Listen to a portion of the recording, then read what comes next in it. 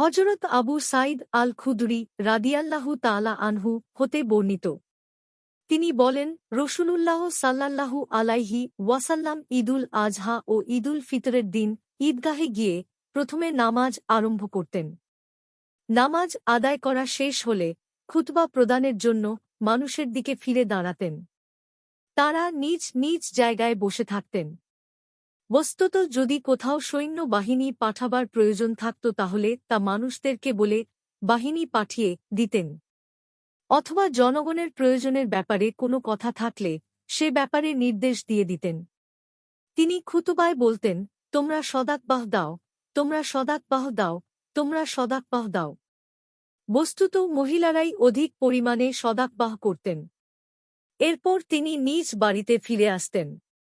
এভাবেই দুইদের নামাজ চলতে থাকল যে পর্যন্ত মুয়াবিয়ার পক্ষ হতে মারওয়ান ইবনু হাকাম মদিনার শাসক নিযুক্ত না হন।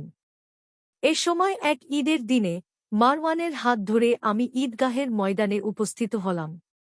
এসে দেখি কাসির ইবনু সালত মাটি ও কাঁচা ইট দিয়ে একটি মিম্বার তৈরি করেছেন। এ সময় মারওয়ান হাত দিয়ে আমার হাত ধরে টানাটানি আরম্ভ করল, আমি যেন মিম্বারে উঠে খুতবা দেই, আর আমি তাকে নামাজ আদায়ের জন্য টানতে লাগলাম। আমি তার এ অবস্থা দেখে বললাম, নামাজ দিয়ে শুরু করা কোথায় গেল? সে বলল, না আবু সাঈদ, আপনি যা জানেন তা এখন নেই। আমি বললাম, কখনো নয়। আমার জান যার হাতে নিবন্ধ তার শপথ করে বলছি, আমি যা জানি এর চেয়ে ভালো কিছু তোমরা কখনো বের করতে পারবে না। বর্ণনাকারী বলেন, এই কথা তিনি ৩ বার বললেন, তারপর ঈদগাহ হতে চলে গেলেন।